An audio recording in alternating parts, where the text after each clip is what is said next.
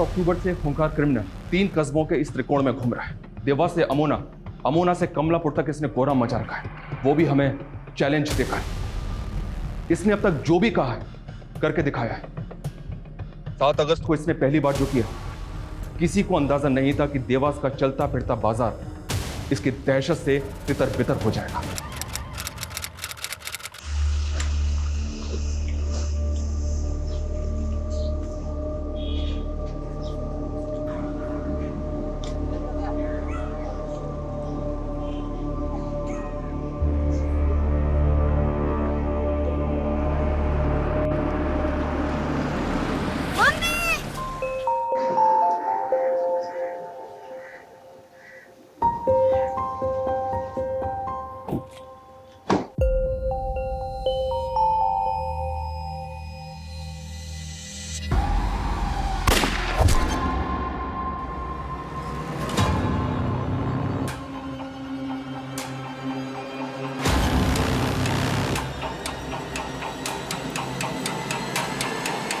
ये दर्दनाक हत्या सिर्फ एक झलकी है उसकी हैवानियत की। इसके 24 घंटे बाद उसने फिर कोहराम मचाया था।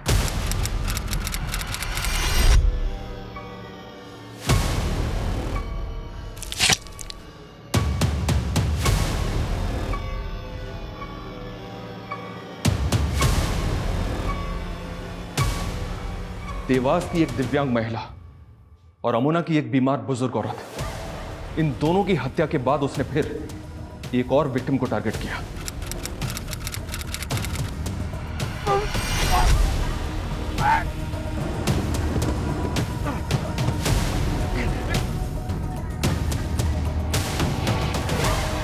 तीन मर्डर्स, तीनों की उम्र अलग अलग, तीनों की क्लास अलग अलग, और तीनों ही विक्टिम एक दूसरे को नहीं जानते।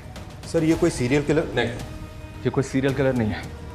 इस सब के पीछे इसका कोई ना कोई मोटिव जरूर है, और इसका सबसे बड़ा मोटिव है मुझे चैलेंज देना। ये हर हत्या के बाद मुझे मेरे पर्सनल नंबर पे कॉल करता है।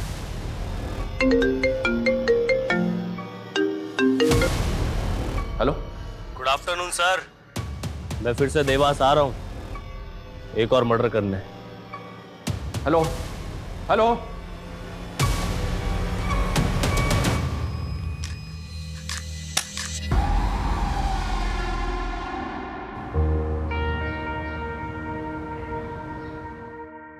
हर गांव का दौरा किया है मैंने। 15 से ज्यादा गांव में कोई काम ही नहीं हुआ है। जहाँ पानी की टंकियां लगी वहाँ पानी नहीं आ रहा, जहाँ बोरिंग हो रही है वहाँ हैंडपंप नहीं है। क्या ये सब? रागिनी मैम, मैंने आपको पहले ही बताया था, ये अभिनव भदौरिया सिर्फ नाम के ठेके लेता है, काम वाम कुछ करता है नहीं वो। फिर भी पिछले ऑफिसर ने उसकी पेमेंट रिलीज करवा दी। नमस्कार मैडम। अभिनव भदौरिया, कम इन। क्या मैडम, आपसे मिलने के लिए आधे घंटे से बैठा हुआ वेट कर रहा हूँ। कमाल है। वैसे जनता भी आपको दिए हुए प्रोजेक्ट्स का फायदा उठाने का वेट ही कर रही है, लेकिन देखो मैडम, मैं जानता हूँ इस प्रोजेक्ट की आप इंचार्ज लगी हुई, लेकिन कुर्सी का एटीट्यूड मुझको मत दिखाना। अच्छा, देखो मैडम, मैं तुमसे इधर उधर की बात नहीं करूँगा, सीधी सीधी बात करूँगा। एक काम करता हूँ, तुम्हारी मिठाई को और मीठी कर देते हैं, या तुम बोलो कितना चाहिए। खड़ा हो, खड़ा हो, निकल यहाँ से। ये लो, मैं तो अपने पैरों पर खड़ा हो गया, लेकिन तुम अपनी सोचो, और हाँ, मुझे गिराने की कोशिश मत करना, वरना जो मिल रहा है ना वो भी नहीं मिलेगा।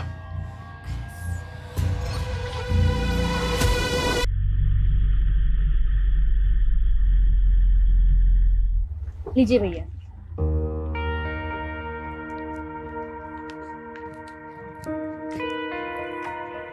मम्मी शॉपिंग की है? हाँ, अंदर चलो दिखाती हूँ। बहू, आज फिर से फालतू खर्चा कराई?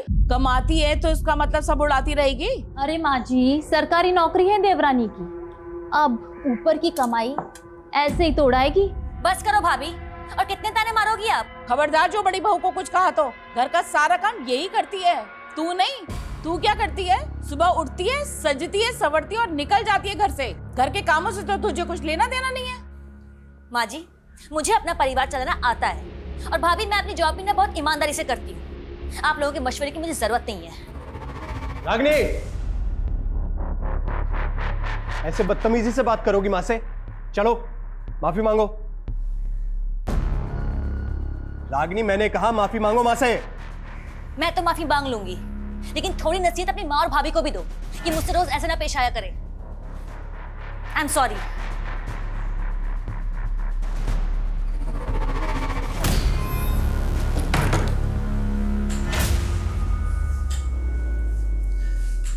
रागिनी, मैंने तुम्हें बोला है ना, इनकी बातें एक कान से सुन के दूसरे कान से निकाल दिया करो।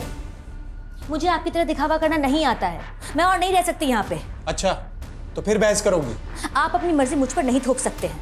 मेरे पेरेंट्स का घर है इंदौर में, खाली पड़ा है। आप चाहे तो मेरे और राहुल के साथ वहाँ शिफ्ट हो सकते हैं। अच्छा, ताकि लोग कहें अपना पुश्तैनी घर छोड़कर अपनी बीवी के घर में शिफ्ट हो गया।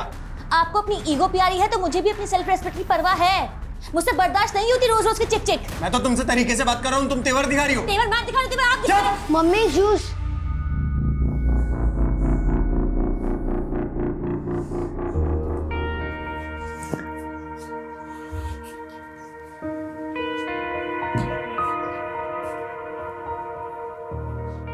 आप ऑफिस से थक के आई और सब आपके पीछे पड़ गए।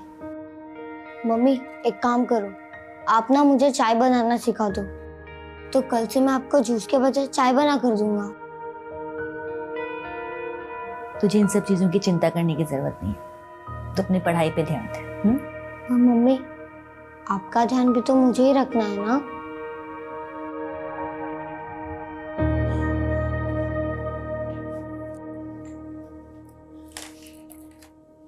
बहू, पहले इस मैडम को खाना लगा दो। रसोई में काम तो उसे करना नहीं है, कम से कम खाना तो पहले खा ले। बस कीजिए माँ जी, और कितने ताने मारेंगी आप? हद होती है तानों की भी। सुबह आपको टाइम पे नाश्ता इसलिए मिल जाता है क्योंकि मैं सुबह ऑफिस जाने से पहले बना के जाती हूँ, आपकी बड़ी बहू नहीं। क्या बात है रागिनी, वाह, इतनी अकड़ लाती कहां से है तू? हाँ? राहुल उठो, यहाँ बैठे रहोगे तो तुम्हारे संस्कार भी खत्म हो जाएंगे। चलो उठो। इंसल्ट करती है मेरा संस्कार खराब कर दे। आज छोड़, नशे में शर्म लिया सब भूल गया क्या है? अपने भाई की बीवी का हाथ पकड़ेगा तू? और क्या गलत कह रही है वो?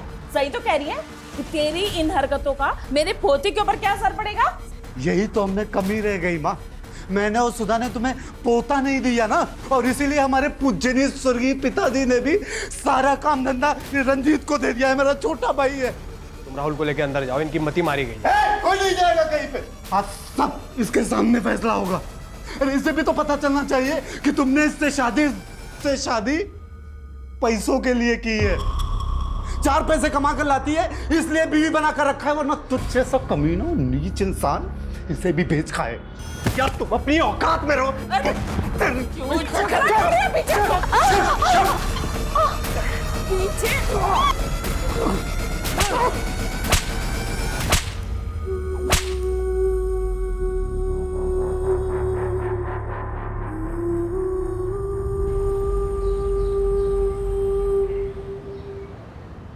Happy birthday to you. Happy birthday, dear sir.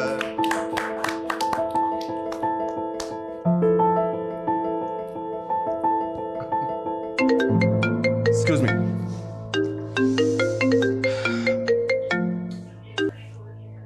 Hello, कौन? Happy birthday sir. Thank you so much, but I am sorry, मैंने आपको पहचाना नहीं। आपका वेल विशर बोल रहा हूँ, जल्दी आपको आपका बर्थडे गिफ्ट भी मिल जाएगा। पर आप हैं कौन? Hello hello,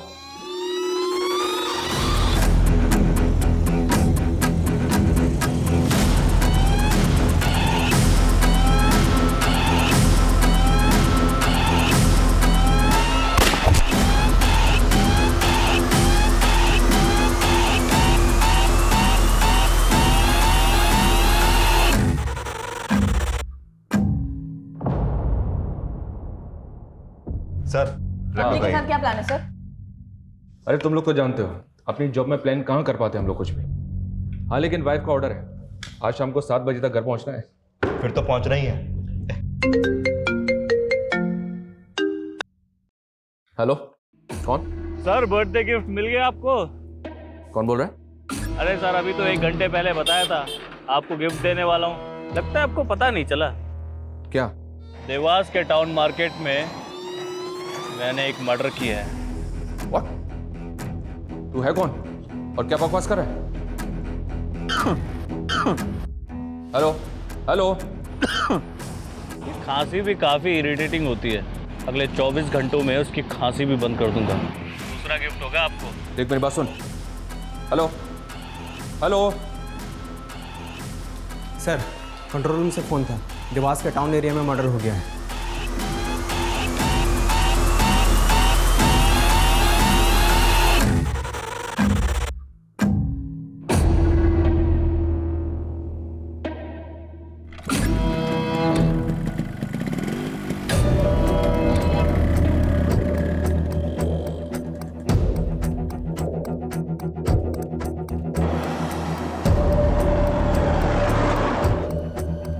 The number you are trying to call is out of coverage area. Phone बंद कर लिया उसने अपना। सर आखिर कौन होगा वो जो मर्डर करके आपको कॉल कर रहा है?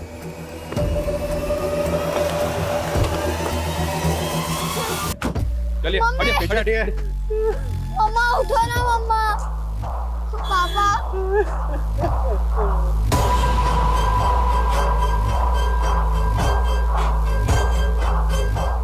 आसपास सर्च करो। मूव। मम्मा उठो ना। नहीं सर, मुझे तो पता ही नहीं चला कहाँ से गोली चली। सर, मैं और मेरा बेटा उसके पास जा रहे थे, एकदम से गोली चली और वो गिर गई। तो आप तीनों साथ में नहीं थे? नहीं सर, वो ऑफिस से आई थी, वो हमारा यहाँ पे वेट कर रही थी। हम सब साथ मिलके शॉपिंग पर जाने वाले थे। रागिनी काम क्या करती है? सर, वो एक गवर्नमेंट सर्वेंट थी, DCOP ऑफिसर। सर, यहाँ कई विटनेस का कहना है कि शूटर बाइक पे था और उसने हेलमेट पहना हुआ था। बाइक और हेलमेट रेड कलर का था और व्हाइट कलर की शर्ट पहनी हुई थी उसने। आसपास चेक करो कितने CCTV लगे, सबकी फुटेज निकलवाओ। Okay sir. सर, इसने तो फेक नंबर प्लेट लगा रखी है बाइक पे। और जिस नंबर से इसने मुझे कॉल किया था वो नंबर भी फेक ID पे ऑब्टेन किया गया था। मेरे पर्सनल नंबर पे कॉल करके मुझे चैलेंज दे रहा था, बोल रहा था कि उसको पकड़ के दिखाओ। मतलब ये आपको पहले से जानता था? आपका पर्सनल नंबर इसके पास कैसे आया? I don't have any clue. लेकिन अजीब बात है, मेरा फ़ोन कॉल रिकॉर्डिंग मोड पे रहता है। मैंने इसकी रिकॉर्डिंग भी सुनी, लेकिन इसकी आवाज़ सुनने के बाद भी मुझे समझ में नहीं आ रहा कि होगा कौन।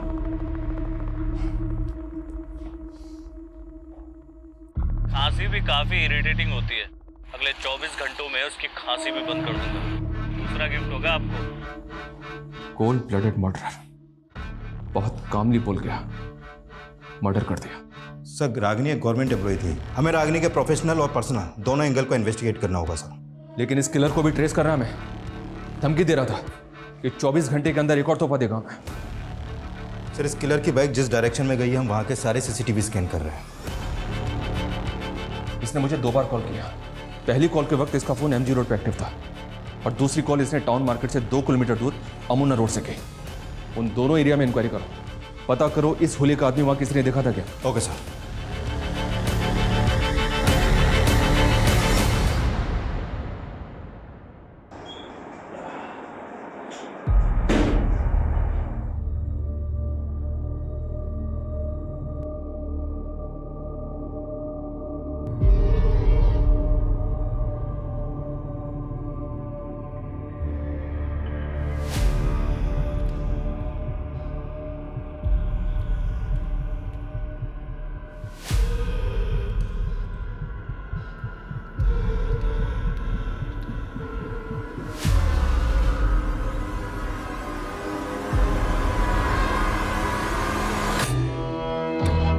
कौन था वो? एक लाचार औरत ने किसी का क्या बिगाड़ा था जो उसको मार दिया? सरकारी नौकर थी वो, कहीं किसी गलत लोगों से झगड़ा तो नहीं मोल ले लिया था? सुधा, क्या फालतू की बात कर रहे हो तुम लोग? रंजीत, हिम्मत से काम ले तो। हाँ, आपको बहुत पड़ी है मेरी। रागिनी की भी यहाँ किसी को नहीं पड़ी थी। अब सब उसके दुश्मन हैं। मेरे बच्चे से उसकी माँ छीन ली। रागिनी का मर्डर कल दिन में हुआ था। उस वक्त तो उन्हें ऑफिस में होना चाहिए था। सर, यही बात तो मुझे भी अजीब लग रही है। वो कभी छुट्टी नहीं लेती थी, लेकिन अचानक से उनको एक फ़ोन आया और वो हाफ डे लेकर चली गई। हेलो रंजीत, मैं बिजी हूँ, बाद में बात करती हूँ। नो, मैं हाफ डे नहीं ले सकती हूँ।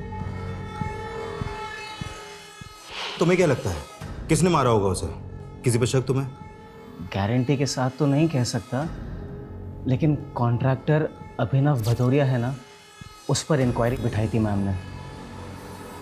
सर वो आदमी जितना घपलेबाज है ना, उससे ज़्यादा टेढ़ा है। देख सुन मेरी बात, रागनी ने जो रिपोर्ट मेरे खिलाफ बनाई है उसको गायब करके जला दे। वो रिपोर्ट डीएम तक नहीं पहुंच चाहिए, समझा? हाँ, एक मिनट रुक, मेरा एक फोन आ रहा है, मैं बाद में बात करता हूँ। हेलो, अभिनव भदौरिया। हाँ बोल रहा हूँ। निशांत कौशिक, देवास थाने आ जाओ, कुछ इंक्वायरी करनी है तुम्हारे साथ। कैसे इंक्वायरी? डीओसीपी रागिनी सोनकर के मर्डर के सिलसिले में। इंस्पेक्टर मैं इस समय रजोड़ा में हूँ, देवास आते आते शाम हो जाएगी। कोई बात नहीं, शाम को 7 बजे तक आ जाओ, वेट कर रहा हूँ तुम्हारा। ओके।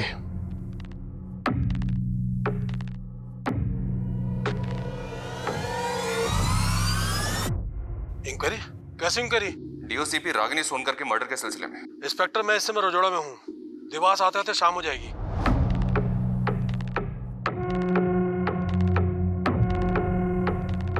अरे सर, अभी तो 1 घंटे पहले बताया था इंस्पेक्टर मैं इस समय आपको गिफ्ट देने वाला हूँ। लगता है आपको पता नहीं चला। नहीं सर, अभिनव भदौरिया की आवाज़ उस कॉलर से मैच नहीं हो रही।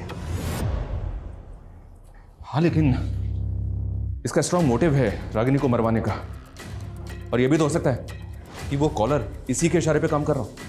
उस कॉलर के बारे में कोई लीड? सर देवास मार्केट के आगे के 2-3 सीसीटीवी में वो कैप्चर तो हुआ है, लेकिन फुटेज से कुछ खास पता नहीं चल पा रहा। और हम उन दोनों जगहों पर भी पूछताछ कर रहे हैं जहाँ से उसने आपको कॉल किया था, लेकिन वहाँ से भी अभी तक कोई क्लू नहीं मिला है सर। और सर हमने अपना खबरी नेटवर्क की। सर, रागिनी की प्रिलिमिनरी पोस्टमार्टम और ballistic report sir. 9mm pistol से फायर किया गया था सर। फैमिली को बॉडी दे दी।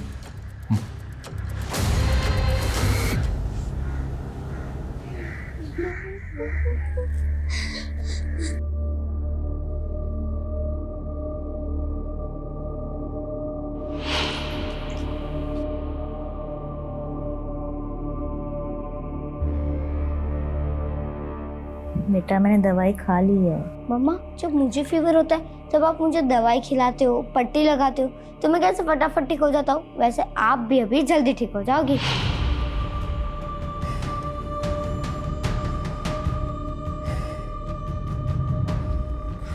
राहुल, पापा, वो मम्मी को फीवर है ना, तो वेट पट्टी रखने से मम्मी जग जाएंगी। नहीं बेटा, वो हमेशा के लिए सो गई है, अब वो नहीं जगेंगी बेटा।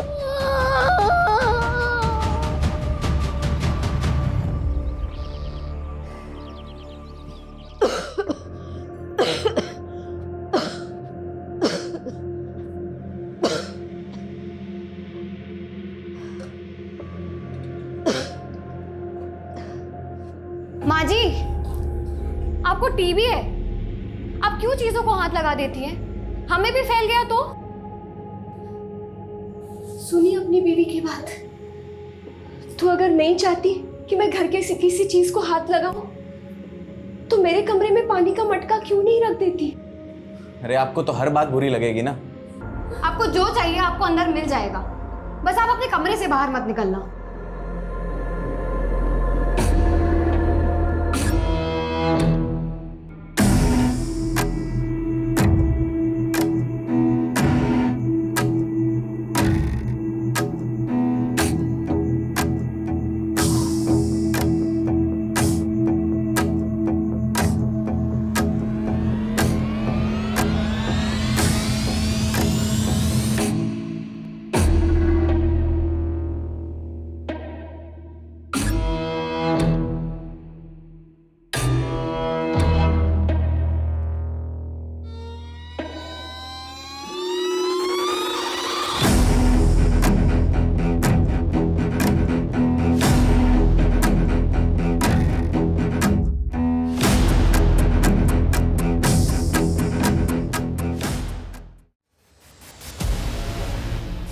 इंस्पेक्टर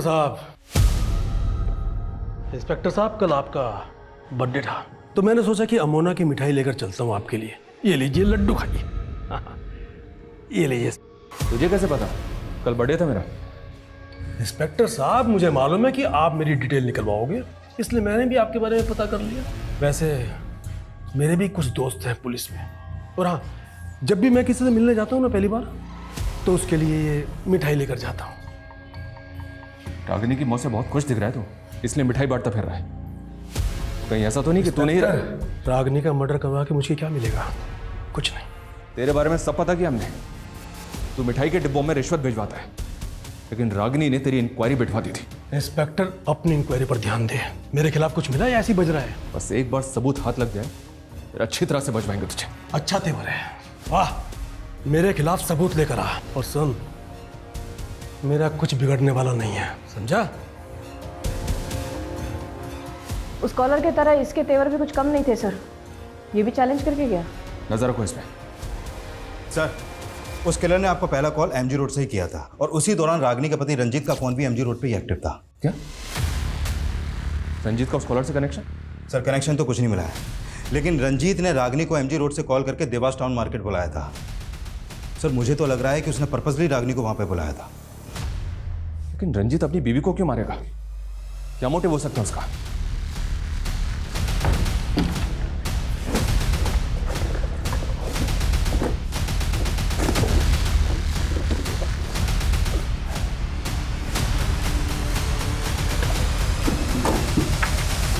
रागिनी, जब से तुम्हारे माँ बाप गुजरे हैं तब से तुम्हारा घर बंद ही तो पड़ा है। फालतू में किसी ने कब्जा वब्जा कर लिया तो पछताओगी। अरे अच्छा खासा बाहर मिला है, बेच बाच के खत्म करो ना। मैंने कितनी बार कहा है आपको कि मुझे वो घर नहीं बेचना है? मेरे पेरेंट्स की आखिरी निशानी है वो, और आप क्यों उस घर को बिकवाने पे तुले हुए हो? हाँ, जब देखो तब घर बेचना है, घर बेचना है, घर बेचना है। आज के बाद इस टॉपिक पे कोई बात नहीं होगी। पता नहीं क्या चल रहा है आपके मन में। जो मन में चल रहा था ना वो बता दिया। फालतू बोल के पारा मत चढ़ाओ मेरा। एक तो तुम जैसी लड़की से शादी की, जॉब करने दिया, ऊपर मेरे ही सर पे चढ़ोगी। हाँ बिल्कुल ठीक बोलती है, तुम्हें ना जरूरत से ज्यादा छूट दे दी मैंने। क्या पुलिस स्टेशन? नहीं सर, रंजीत की आवाज भी मैच नहीं कर रही उस कॉलर की आवाज से। सर, रंजीत आ गया। सर, मैंने वहाँ रागिनी को हाफ डे लेकर मार्केट में मिलने के लिए बुलाया, तो आप कुछ भी बोलेंगे? सर, वहाँ हम राहुल के बर्थडे पार्टी की शॉपिंग के लिए मिलने वाले थे। जिस दौरान तूने रागिनी को एमजी रोड से फोन किया था, उसी दौरान इस आदमी का फोन भी एमजी रोड पे एक्टिव था। इस आदमी का एमजी रोड पे तू मिला था इस आदमी से? नहीं सर, मैं क्यों मिलूंगा? मैं तो इसे जानता तक नहीं। देख रंजीत, तू जितना ज्यादा हमें घुमाएगा ना, उतनी ज्यादा तकलीफ होगी तुझे बाद में। सर, आपको क्या लगता है मेरी बीवी को मैंने ही मरवाया है? तो कौन होगा ये आदमी जो बाइक पे बैठा हुआ है? क्या एमजी रोड पे तुमने किसी ऐसे आदमी को देखा था जो इस बाइक पे बैठा हुआ था? या ऐसे किसी आदमी को जानते हो जिसके पास ये बाइक है? इस बाइक से, इस आदमी की कद काठी से कुछ भी याद आ रहा है तुम्हें तो बताओ। मैं सर, मैं नहीं जानता इस आदमी को सर।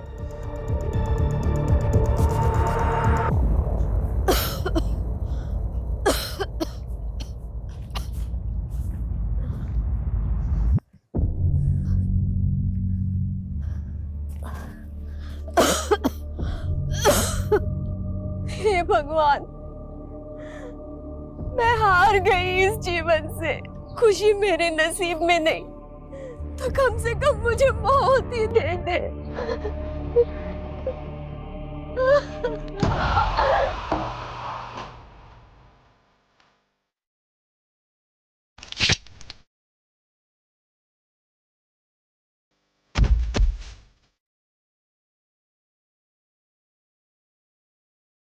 भले ही रंजीत की आवाज उस कॉलर से नहीं मिलती, लेकिन इत्तेफाक नहीं हो सकता कि जिस एरिया से उस कॉलर ने मुझे पहला कॉल किया था, उसी एरिया में रंजीत भी था।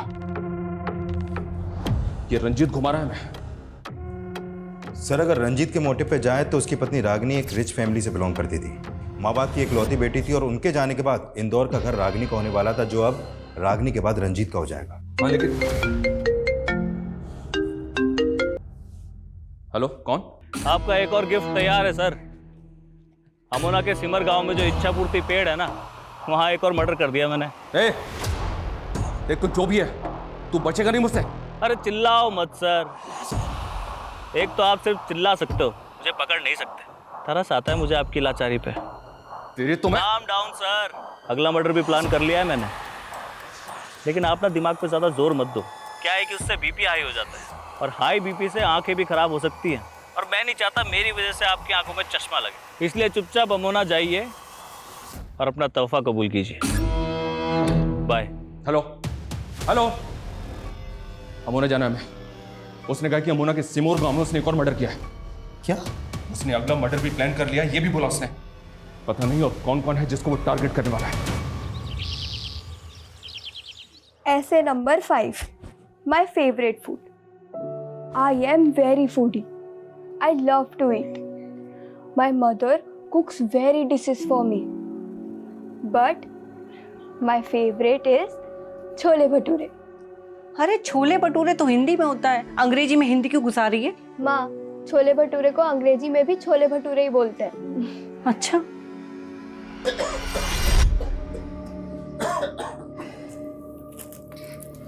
गीता देखो देखो मैं क्या लाया हूँ, तुम्हारे नए स्कूल के कपड़े।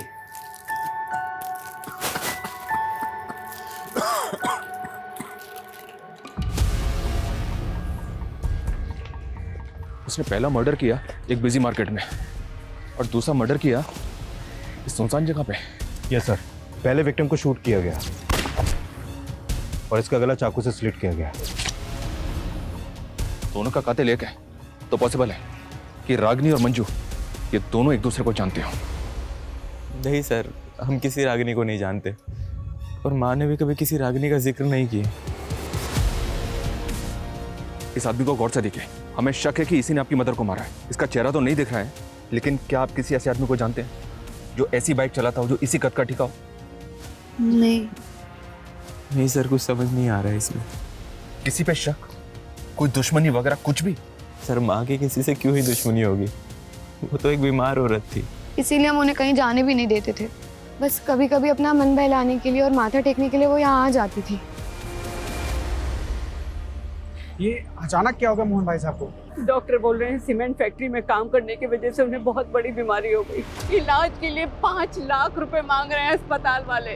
तो सीमेंट के फैक्ट्री के मालिक से बोलो कि वो कोई मदद करे। बोला था, उसने तो 30,000 रुपए हाथ में पकड़ा दिए और अब तो कुछ सुनने को तैयार ही नहीं है। अब तुम ही मदद करो ना मेरी। अभी मेरी कहाँ औकात है लाखों तक। अब मैं यहाँ वहां से जुगाड़ करके 20-25 हजार की मदद कर सकता हूँ। सर, अब इस बार उसने वो कॉल अमोना के सिमोर गांव से ही किया था। देवास से अमोना तकरीबन 7 किलोमीटर ही दूर है, मतलब वो आसपास के ही किसी एरिया का होगा। हो सकता है, और हो सकता है कि इस बार भी वो फेक नंबर प्लेट वाली बाइक या फिर कोई दूसरा व्हीकल आया। सर, हम अमोना से देवास के बीच में जितने भी सिग्नल्स हैं वहाँ के सारे सीसीटीवी चेक कर रहे हैं। हाँ, लेकिन हमें ये कैसे समझ में आएगा कि उस किलर का अगला टारगेट कौन होगा, कौन से एरिया का होगा? उसने दोनों दफा औरतों को ही टारगेट किया है, एक तरफ रागिनी और दूसरी तरफ टीवी की पेशेंट, वो बुजुर्ग औरत। वो ऐसे ही लोगों को क्यों मार रहा है, क्या मोटिव है उसका?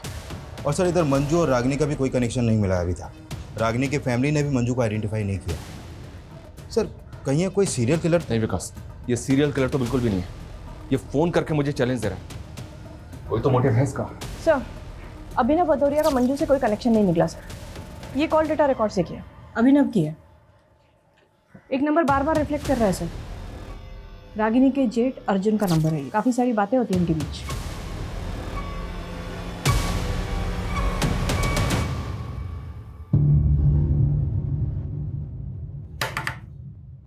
गीता, माँ कहाँ है? हॉस्पिटल, अभी आ ही रही है खाना लेने। मोहन भैया कैसे हैं भाभी? उनकी हालत बहुत नाजुक है और अभी तो पूरा पैसा भी नहीं हो पाया है इलाज का। मैं वही बताने आया था कि मैंने एक सरकारी आदमी का मालूम किया है, मोहन भैया के इलाज के खर्चे में वो रियायत दिला सकता है। कैसी रियायत? सरकार की स्कीम है कि सीमेंट फैक्ट्री में काम करने वाले मजदूरों का इलाज फ्री में होता है और आपने जो पैसा जमा किया वो भी शायद वापस हो सकता है। ऐसा हो सकता है? हाँ, मोहन भैया के हॉस्पिटल के कागज लेकर के और उनकी सीमेंट फैक्ट्री वाली आईडी लेकर के शाम को मेरे साथ चलना, सरकारी आदमी से मिलवा दूंगा मैं। ठीक है। मैंने कहा ना, मेरा रागिनी के मर्डर से कोई लेना देना नहीं है। रागिनी के जेठ से क्या लेना देना है? मैंने कहा ना, कोई लेना देना नहीं है। अब बस, अब अगर और ज्यादा कर दिखाई ना तब। हाँ, मैंने रागिनी के जेठ को पैसे दिए थे। अनुभव भदौरिया ने मुझे लालच दी कि अगर वो रागिनी से उसका काम करवा दूंगा मैं, तो उसके बदले में मुझे ढेर सारे पैसे देगा। ऑटो ऑटो, एक गणेश नगर पे जाना। रागिनी, भैया आप यहाँ? देखो, मैं जो बात करने वाला हूँ वो हम घर में नहीं कर सकते थे, कैसी बात है? अभिनव भदौरिया मोटा पैसा दे रहा है, उसके काम में अड़चन मत डालो। आप होते कौन है मुझसे ये बात करने वाले? हाँ, अगर आप मेरे जेठ ना होते ना तो आपको अंदर करवा देती मैं। फिर रागिनी नहीं मानी तो तूने और अभिनव ने मिलकर उसको? नहीं सर, ऐसा कुछ भी नहीं है, मैं सही कह रहा हूँ, मैंने उसे नहीं मारा। बहुत गंदी चाल खेल रहे हो तुम रंजीत। एक तरफ रागिनी गई और दूसरी तरफ मेरे पति को अंदर कर दिया। क्या तुम सबकी जमीन जायदाद अकेले ही हड़पना चाहते हो? माफ करो भाभी। माँ जी, आप क्यों चुप बैठी है? आप भी जानती है इसी ने मारा है रागिनी को। तेरा दिमाग खराब हो गया क्या? चुप कर।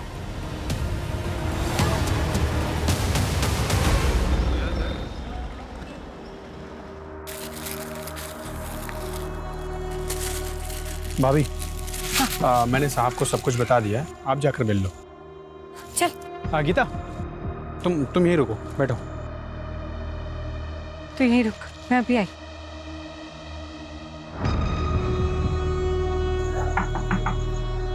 आइए।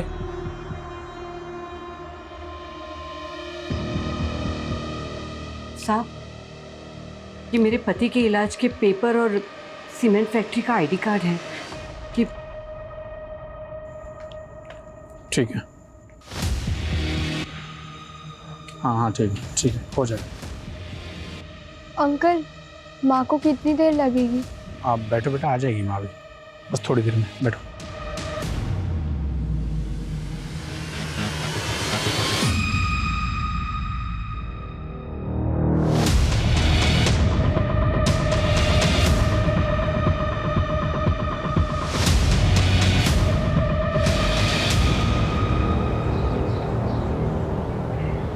हाँ जी पंडित जी, नमस्कार। पंडित जी, अपने बेटे विक्रम की बरसी पर पूजा रखवाना चाहता हूँ, आपसे आके मिल सकता हूँ? जी, नमस्कार।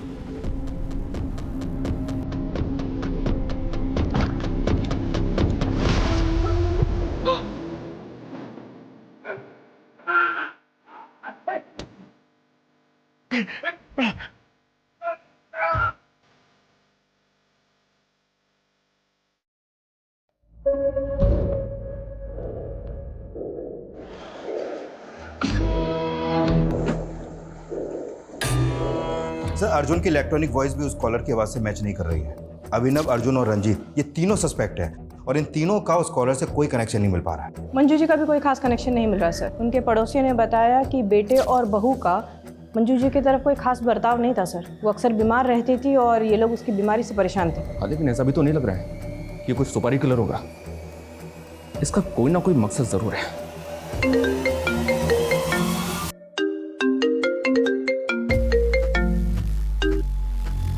हेलो सर, कमलापुर के पंचायत भवन के पास एक तोहफा छोड़ा है आपके लिए। ए, देख मेरी बात सुन। कुछ रह गया है आपके पास दिखाने को? पकड़ तो पाई नहीं मुझे। चलिए एक काम करते हैं, मैं ही आ जाता हूँ देवास वापस। वहाँ एक गलती सुधारनी है मुझे। गलती? हाँ, पकड़ सको तो पकड़ लो। हेलो मैं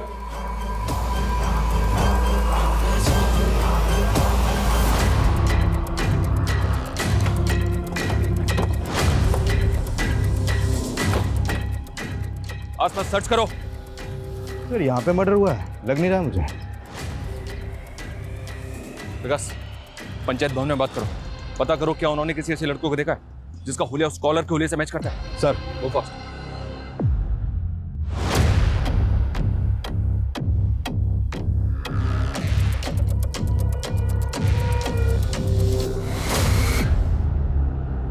सर, लाश यहाँ पड़ी है।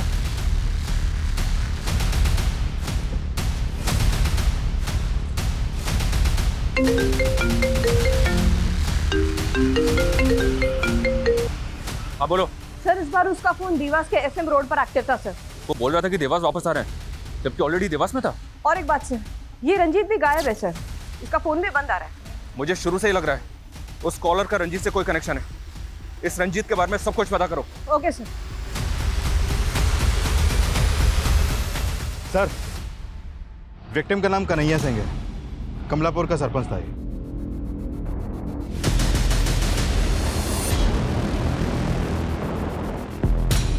मैडम, ये क्या कर रही हैं आप?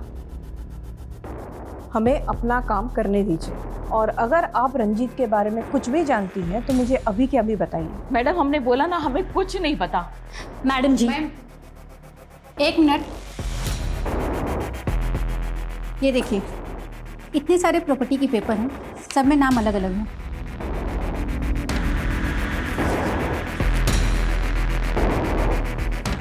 ये रंजीत ज्वेलर है ना? जी।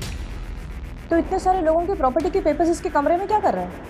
मैडम हमारा ये पुश्तैनी काम है, लोगों के गहने और उनकी प्रॉपर्टी गिरवी रख के हम उन्हें ब्याज पे पैसा देते हैं। ये रागिनी के पेरेंट्स के प्रॉपर्टी के पेपर्स, रंजीत के पास ये भी गिरवी पड़े थे? नहीं, ऐसा कुछ नहीं है। सब झूठ बोल रही है माँ जी रंजीत के बारे में। उसी ने मरवाया है रागिनी को और मेरे पति को फंसा दिया। मैडम जी, आप रंजीत के बेटे राहुल से पूछो, वो आपको बताएगा कि कैसे रंजीत प्रॉपर्टी के लिए रागिनी से झगड़ता था। सर, कन्हैया की फैमिली में तो कोई नहीं है और बाकी पांचों को भी कोई आइडिया नहीं है कि कन्हैया मंजू और रागिनी को जानता था कि नहीं। हेलो, कौन? सर, मैंने देवास के एसएम रोड पे अपना काम खत्म कर लिया है। आप आए नहीं पकड़ने? रागिनी, मंजू, कन्हैया, इनको क्यों मारा तूने? ये सब के सब एक ही माला से बंधे हुए हैं और इस माला का आखिरी फूल भी जल्दी मुरझा जाएगा। हेलो हेलो सर, देवास के एसएम रोड पर रंजीत की लाश मिली है। व्हाट?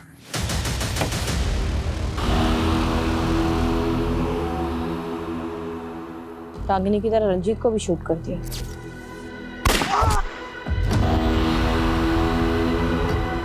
सर, अगर किलर को रंजीत को भी मारना था तो वो उसे रागिनी के साथ भी मार सकता था। तो कुछ समझ में नहीं आ रहा कि वो कौन सा गेम खेल रहा है। उसने बोला था दोबारा देवास आ रहा है गलती सुधारने, और रंजीत का मर्डर। इसका क्या मतलब कि वो पहले ही रंजीत को मारना चाहता था लेकिन गलती से गोली रागिनी को लग गई? इसने हर हत्या के बाद मुझे कॉल करके कुछ ना कुछ ऐसा बोला है जो इसके अगले टारगेट से कनेक्टेड था। एक मिनट,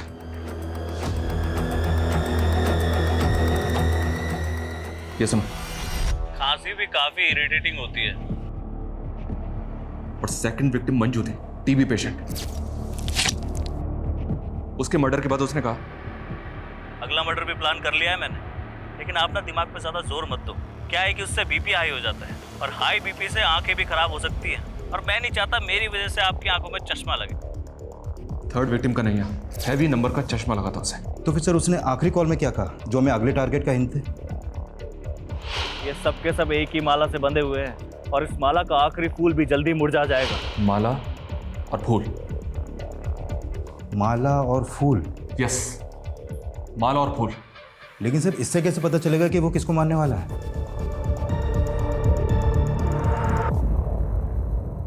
माँ,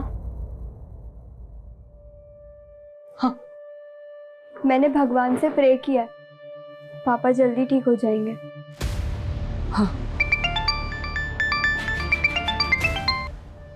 हेलो, हाँ डॉक्टर साहब, मैं खाना लेके आ ही रही हूँ अस्पताल। क्या? अरे क्या हुआ माँ? पापा ठीक है ना?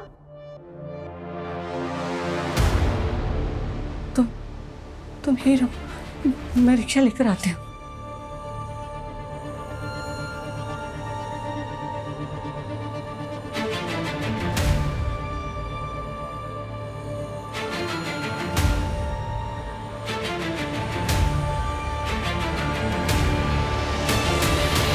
सर, किलर ने अभी तक हमें 5 बार कॉल किया और हर बार अलग अलग फेक आईडी का सिम यूज़ किया। लेकिन सर उसने जहाँ से भी कॉल किया वहाँ पे कोई सीसीटीवी है ही नहीं, कोई क्लू नहीं मिल रहा उसको लोकेट करने के लिए। सर हमें तो ये भी नहीं मालूम कि वो अगला कॉल कहाँ से और किस नंबर से करेगा। देवास से अमोना, अमोना से कमलापुर और वापस देवास। वो इसी त्रिकोण में घूम रहा है। उसका अगला टारगेट भी इसी त्रिकोण के सराउंडिंग में होगा।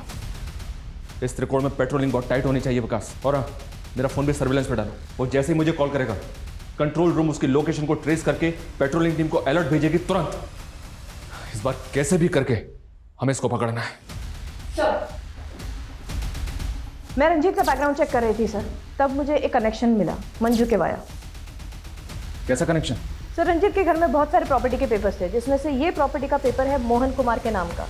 मोहन कुमार ने अपना घर गिरवी रखा था रंजीत के पास सर। उसके बाद उसने धोखे से इस पर हड़प लिया सर। ये फोटो आइडेंटिफाई की है मंजू के बेटे के थ्रू, मोहन कुमार।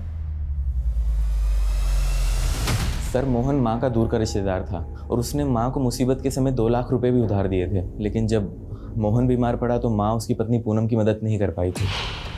पूनम, मैं बहुत शर्मिंदा हूँ। अभी मेरे पास सिर्फ 10,000 रुपये ही है, इससे ज़्यादा मैं कुछ नहीं कर सकती। फिर मालूम चला कि मोहन की डेथ हो गई है और उनका घर जो साहूकार के पास गिरवी था वो साहूकार ने हड़प लिया और उसकी पत्नी और उसकी बेटी को घर से निकाल दिया। दोनों बेघर हो गए थे सर। तो मोहन की बीवी और बेटी आजकल कहाँ है? सर सुनने में आया था कि पूनम ने अपनी बेटी को किसी अनाथ आश्रम में डाल दिया था और उसके बाद वो वहाँ से कहीं चली गई थी। पता नहीं कहाँ होगी बेचारी।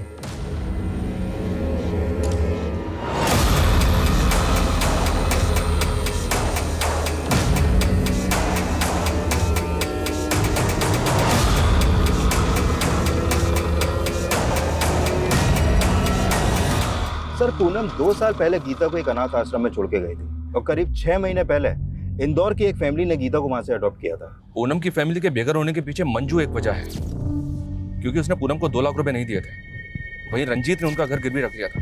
लेकिन कन्हैया का इस फैमिली से क्या कनेक्शन होगा? सर कन्हैया का तो कोई कनेक्शन नहीं मिला, लेकिन हाँ किलर का पूनम की फैमिली से कोई ना कोई कनेक्शन जरूर हो सकता है।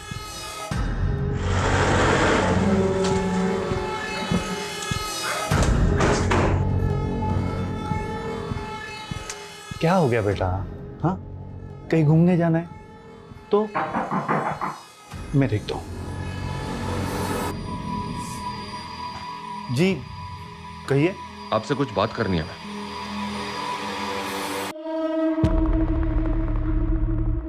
सर गीता हमारे साथ पिछले 6 महीने से रह रही है, लेकिन अभी तक अपनी माँ को नहीं भूल पाई है। गीता बेटा, तुम्हारी माँ ने तुम्हें अनाथ आश्रम में छोड़ा था, क्या तुम्हें याद है उन्होंने जाने से पहले तुमसे क्या कहा था? कहाँ गई थी? सर जब से वो आदमी यहाँ आके गया है ना, तब से ही कुछ ज्यादा ही सदमे में रहने लग गई है। कौन आदमी? गीता, क्यों मैं कौन हो तुम? क्या एक मिनट। क्या 1 मिनट? अरे किसी के घर में घुस क्या? गीता, अरे बेटा तो ठीक है ना?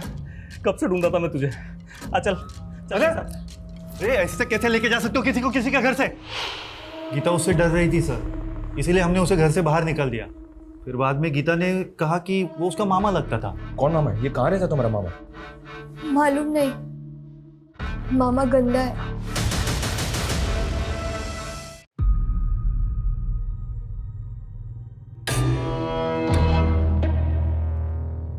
सर इसकी कद काठी और बाइक तो उसी किलर से मैच हो रहा है। दिक्कत वैसी लग रहा है, शायद मैं इससे पहले भी मिला हूं। ये वही किलर है और इसका अगला टारगेट माला और फूल से कनेक्टेड है। माला और फूल? गीता बेटा, क्या तुम किसी ऐसे आदमी को जानती हो जो माला और फूल से कनेक्टेड है? माला वाले अंकल मेरे पापा के दोस्त हैं। कौन माला वाले अंकल?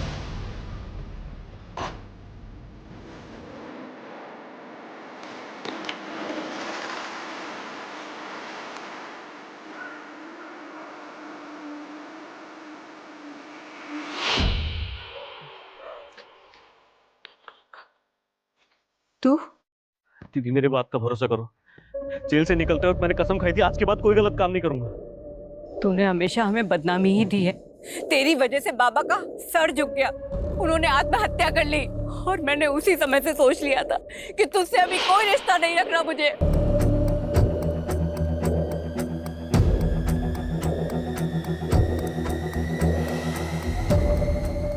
शरद, पुष्कर रुक जा, शूट मत करना वरना मैं तुझे शूट कर दूंगा। हिलना मत। पुष्कर रोक। आप लोग दूर रहिए सर, आप लोग को कुछ नहीं पता। पुष्कर हमें सब पता है। देख मेरी बात सुन, मैं जानता हूं तू ये सब क्यों कर रहा है। तेरी बहन के साथ जो कुछ भी हुआ है तू उसका बदला ले रहा है। देख मैं ये भी जानता हूं तेरे बारे में, एक टाइम ऐसा था तू भी इस जुर्म की दुनिया से बाहर आना चाहता था। पुष्कर ये गन मुझे दे दे। पुष्कर मैं कहता हूं रुक जा। पुष्कर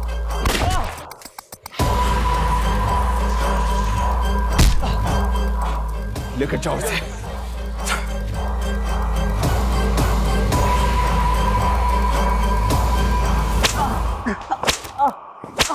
विकास उठ। पुष्कर सिंह, बहुत तरक्की कर ली तूने। ड्रग पेडलर से मर्डरर। सर पिछली बार जब आपने मुझे जेल में डाला था ना, मैंने कसम खाई थी आज के बाद कोई गलत काम नहीं करूंगा। पर जेल से बाहर निकलने के बाद मैं क्या देखता हूं, मेरी बहन के साथ इतनी नाइंसाफी। मेरे जीजा बीमार क्या हुए, उस बुढ़िया मंजू ने घर से 2 लाख रुपए मार लिया। उसके बाद उस रंजीत ने मेरे जीजू के मरने के बाद घर हड़प लिया। और शरद ने मेरी बहन की मजबूरी का फायदा उठाया उस कन्हैया के साथ। उससे भी जब उसका जी नहीं भरा तो उसने मेरी बहन को कहीं बेच दिया।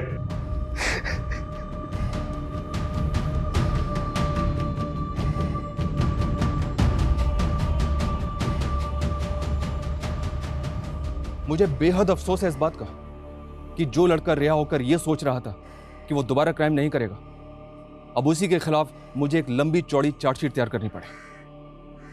पुष्कर का वो बयान भी सही निकला कि उसकी बहन पूनम शरद के द्वारा एक ह्यूमन ट्रैफिकिंग गैंग को बेची गई थी।